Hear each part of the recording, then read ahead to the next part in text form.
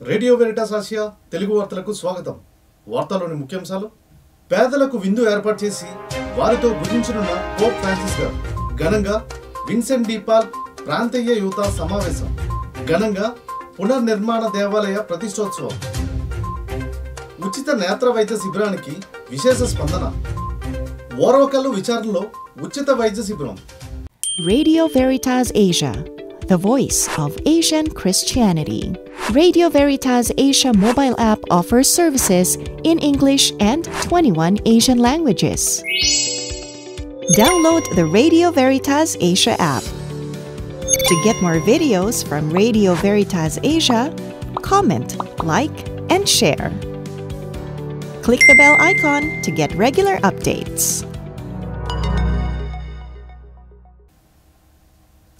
November 3వ ఆదివారం అనగా 17వ తేదీన పునీత ఫ్రాన్సిస్ పోపు గారు పేదలతో కలిసి భోజనం చేయనున్నారు. పరిశుద్ధ ఫ్రాన్సిస్ పోపు గారు సెయింట్ పీటర్స్ బాసిలికాలో దివ్యబలి పూజ అనంతరం 1300 మందికి పైగా పేదలతో కలిసి మధ్యాహ్న భోజనం భుజించనున్నారు.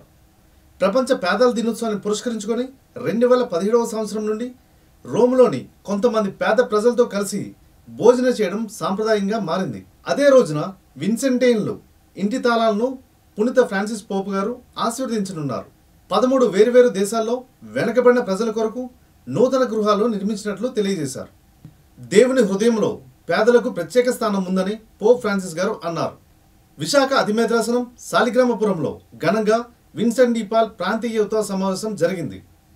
ఈ కార్యక్రమంలో లూర్దు మాత దేవాలయ విచారణకర్తలు గురుశ్రీ శ్రీధర్ గారు పాల్గొని విన్సెంట్ డి పాల్ యువత కొరకు ప్రత్యేక ప్రార్థనలు చేశారు. వివిధ విచారణల నుండి అధిక సంఖ్యలో విన్సెంట్ డి పాల్ యువత పాల్గొన్నారు. ఈ కార్యక్రమంలో విన్సెంట్ డి పాల్ ప్రాంతీయ యువత అధ్యక్షులు మనోజ్ గారు, ట్రెజరర్ రాజీవ్ గారు, కోఆర్డినేటర్ శ్రీ రామారావు గారు, Visakhapatnam Vincent de Paul CC president Shri Manibhushan Rao గారు మరియు నిర్మలా మేరీ గారు పాల్గొన్నారు.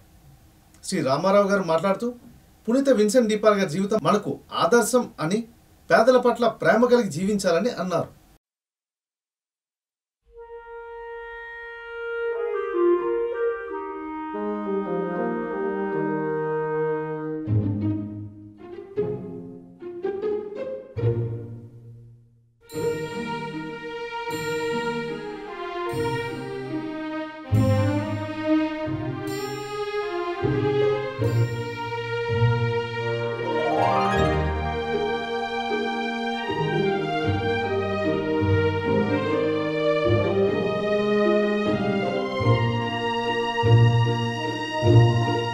ఈ కార్యక్రమాన్ని విజయవంతంగా జరగడానికి సహకరించిన విచారణకర్తలు గురుశ్రీ శ్రీధర్ గారికి విన్సెంట్ డి పాల్ సభ్యులు కృతజ్ఞతలు తెలియజేశారు.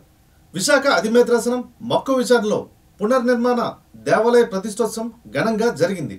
మక్కువ విచారణ పరిశుద్ధ ఫాతిమా మాత దేవాలయ విచారణకర్తలు గురుశ్రీ మరీదాస్ గారి ఆధ్వర్యంలో ఈ కార్యక్రమం జరిగింది. నవంబర్ 12 మంగళవారం రోజున జరిగిన ఈ వేడుకలకు అధిక సంఖ్యలో గురువులు, విశ్వాసులు, సిస్టర్స్, యువతి యువకులు హాజరయ్యారు. ఏలూరు పీఠాధిపతులు మరియు విశాఖ అతిమేత్రాసన అపోస్తలిక పాలనాధికారి మహాపూజ డాక్టర్ పొలిమేర జయరావు గారు ఈ కార్యక్రమంలో పాల్గొని పునర్నిర్మాణ దేవాలయాన్ని ఆశీర్వదించి ఇతర గురువులతో కలిసి దివ్యబలి పూజను సమర్పించారు. విశాఖ అతిమేత్రాసన వికార్ జనరల్ మరియు మహారణ్పేట విచారణకర్తలు గురుశ్రీ దుగ్గంపూడి బాలశౌరి గారు ఈ కార్యక్రమంలో పాల్గొని ప్రజల కోసం ప్రత్యేక ప్రార్థనలు చేశారు. క్రీస్తురాజపురంలో జరిగినటువంటి ఉచిత నేత్రవైద్య శిబిరానికి విశేష స్పందన లభించింది. శంకర్ ఫౌండేషన్ వారి ఆధ్వర్యంలో నిర్వహించిన ఈ శిబిరంలో 350 మందికి పైగా నేత్ర పరీక్షలు చేశారు. అవసరమైన వారికి ఉచితంగా మందులను పంపిణీ చేశారు. ఇందులో 122 మంది రోగులకు కంటి ఆపరేషన్లు చేశారు. కంటి చూపు మందగించిన 90 మందికి కళ్లద్దాలను అందించారు. ఎర్ర సామంతవలస విచారణకర్తలు గురుశ్రీ పి జీవన్ బాబు గారు పేదలకు వైద్య సేవలు అందిస్తున్న శంకర్ ఫౌండేషన్ బృందాన్ని అభినందించారు. వారి కొరకు ప్రత్యేక ప్రార్థనలు చేశారు. కర్నూలు మేత్రాసనం ఓర్వకల్లు విచారణలో ఉచిత వైద్య శిబిరం ఘనంగా జరిగింది. నవంబర్ 10 కర్నూలు మేత్రాసనంలో ఓర్వకల్లు గ్రామంలో ఆదివారం దివ్యబలి పూజ అనంతరం వైద్య శిబిరం ఏర్పాటు చేయడం జరిగింది. సెయింట్ తెరిసా ఆసుపత్రి వారి ఆధ్వర్యంలో ఈ కార్యక్రమం జరిగింది. ఓర్వకల్లు విచారణ గురువులు గురుశ్రీ ఆనందరాజ్ గారు వైద్య శిబిరాన్ని ఏర్పాటు చేశారు. ఈ వైద్య శిబిరంలో డాక్టర్ అబ్బాస్ గారు రోగులను పరిశీలించి వారికి సంబంధించిన మందులను రాయడం జరిగింది. ఈ క్యాంపు జరగడం చాలా మందికి సంతోషకరంగా ఉందని ప్రజలు తెలియజేశారు. ఇవి ఈ వారం వార్తలు. చూస్తూనే ఉండండి మీ రేడియో వెరిటాస్ ఆసియా తెలుగు. మీ క్రాంతి స్వరూప్.